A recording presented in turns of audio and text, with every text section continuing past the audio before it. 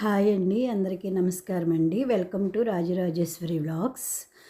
అండి ఈరోజు మీకు బంగాళదుంప కర్రీ ఎలా చేయాలో వెరైటీగా చూపిస్తున్నానండి.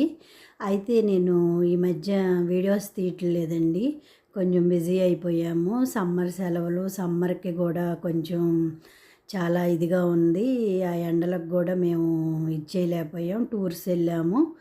అందువల్ల నేను వీడియోస్ తీయలేకపోయాను. అంత క్రితమేమో ఫంక్షన్స్ కదండి మా ఇంట్లో, అలా నేను వీడియోస్కి ఇదయ్యాను. ఇక నుంచి నేను డైలీ లేకపోతే 2 రోజులకోసారి 2 డేస్కోసారి మీకు ఒక వీడియో పెడతానండి కంపల్సరిగా. మీరందరూ లైక్ చేయండి, షేర్ చేయండి, సబ్స్క్రైబ్ చేయండి, బెల్ కాన్ టచ్ చేయండి. అయితే ఈరోజు బంగాళదుంప కర్రీ చూపిస్తున్నానండి. ముందు మీకు అందరికీ తెలిసిందేను.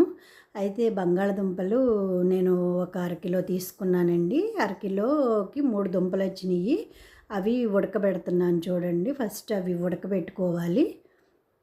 అవి కొంచెం ఉడకబెట్టుకునే లోపు మనకు కావాల్సినవి కూడా అలా నొక్కి చూస్తే కొంచెం మెత్తగా అవుతుంది కదండి. అప్పుడు ఉడికిందా లేదనేది మనకు తెలిసిపోతుంది. బంగాళదుంప కర్రీ కూడా చాలా టేస్ట్గా ఉంటుంది. వెరైటీగా చూపిస్తున్నాను చూడండి. అవిగో ఉడికినాయండి. అయితే వాటికి తాలింపులోకి వెల్లుల్లిపాయలు కూడా మేము కొంచెం ఎక్కువే తింటామండి. అందులో నేను ఒక పాయ కూడా వేసేస్తున్నాను. అవి చిదుపుకోవాలండి వెల్లుల్లిపాయలు కూడా.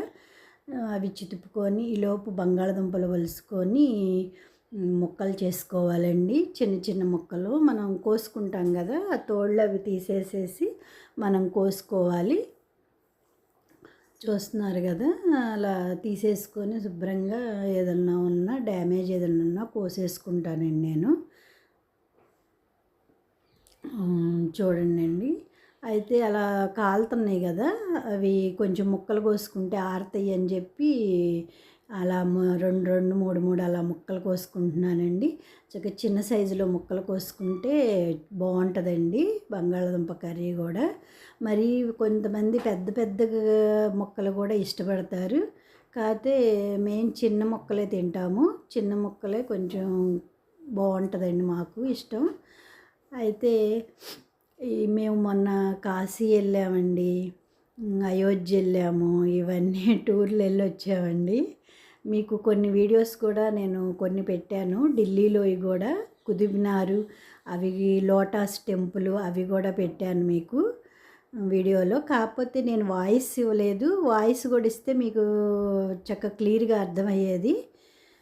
తాలింపుకు కావాల్సినవి కూడా రెడీ చేసుకున్నాను చూసారు కదా. కళాయి పెట్టుకున్నాము. అయితే దానికి కావాల్సిన ఉల్లిపాయ ముక్కలు, పచ్చిమిర్చి అవి కూడా కోసుకున్నామండి. 1 గంట ఆయిల్ వేస్తున్నాను. అంటే మాకు గంట అంటే 25 గ్రాముల నూనె దాకా పడద్దండి. మీరు సుమారు ఒక 50 గ్రాములు మీరు తినగలిగితే 50 గ్రాములు కూడా వేసుకోవచ్చు. మేము ఆయిల్ కూడా కొంచెం తక్కువే వాడతాను. కాకపోతే ఇప్పుడు వీడియోస్ వల్ల కూడా నేను కొంచెం ఆయిల్ ఎక్కువే వేస్తున్నాను.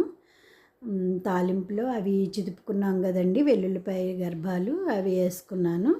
అయితే ఇప్పుడు మనం జీరా వేయాలి, కొంచెం ఆవాలు కూడా వేసుకోవాలి. తాలింపుకి అవే టేస్ట్ కదండి. అయితే పచ్చిమిర్చి, అల్లం,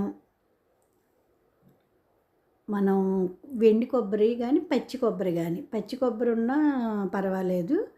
అవి కూడా నేను మిక్సీ పట్టుకొని వేస్తానండి. అవి ఉల్లిపాయ ముక్కలు కూడా ఇప్పుడు తాలింపు వేగిపోయింది కదా, ఉల్లిపాయలు కూడా కోసుకొని ఉంచుకున్నాము. ఉల్లిపాయ ముక్కలు కూడా వేసేయాలి. చూసారు కదా, బంగాళదుంప అంటే కొంచెం ఒక ఉల్లిపాయ ఎక్కువ వేసినా పర్వాలేదు, కొంచెం గ్రేవీగా బాగుంటుంది. కాకపోతే 1 ఉల్లిపాయ నేను కోసుకున్నాను, అది పెద్ద ఉల్లిపాయ అన్నమాట. చూసారు కదా, వెండి కొబ్బరి లేదా పచ్చి కొబ్బరి అయినా వేసుకోవచ్చు. మీ ఇంట్లో పచ్చి కొబ్బరి ఉన్న ఇంకా టేస్ట్గా ఉంటుంది. పచ్చిమిర్చి, కొబ్బరి, అల్లం.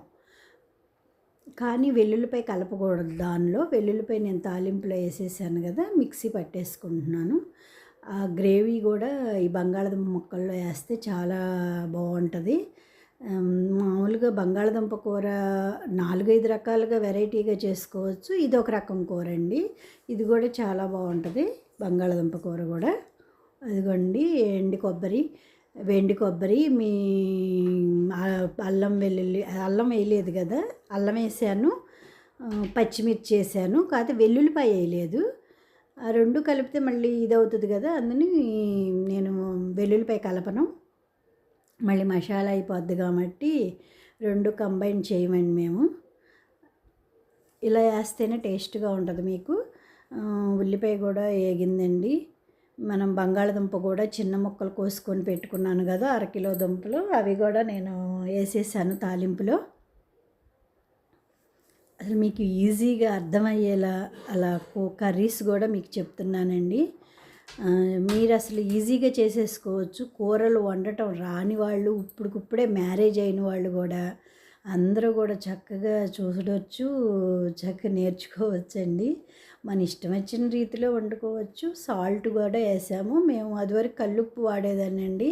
ఇప్పుడు దానిలో అయోడైజ్ లేదు కాబట్టి అది కూడా తగ్గిచ్చేసాను. ఇప్పుడు ఓన్లీ అయోడైజ్ ఉన్న సాల్ట్ మాత్రమే వాడుతున్నానండి ఈ మధ్యకాలంలో.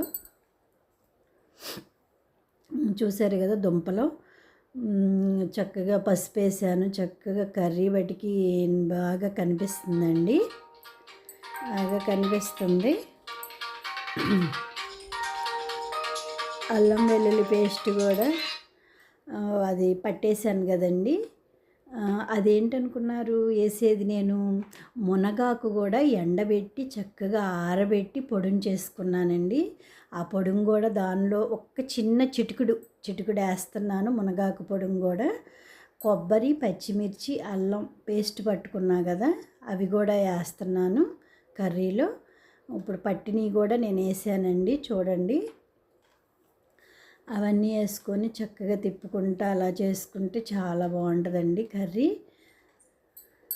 మీరు దీన్ని చపాతీలో అయినా నంచుకోవచ్చు, పూరీలో అయినా నంచుకోవచ్చు, లేదా అన్నంలో కూడా బాగుంటుందండి కర్రీ కూడా.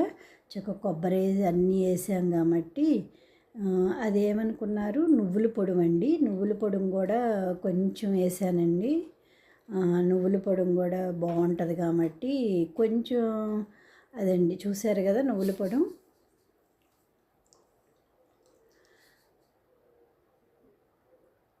అలా అన్నీ వేసుకొని తిప్పుకోండి. కూర కూడా బాగుంటుంది. బంగాళదుంప కర్రీ కూడా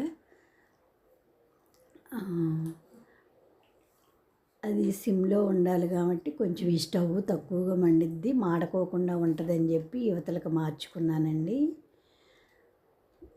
కర్రీ బటికి చాలా టేస్ట్గా ఉంది చూడండి. కాకపోతే మా బాబు అలా డైరెక్ట్గా తిండు కాబట్టి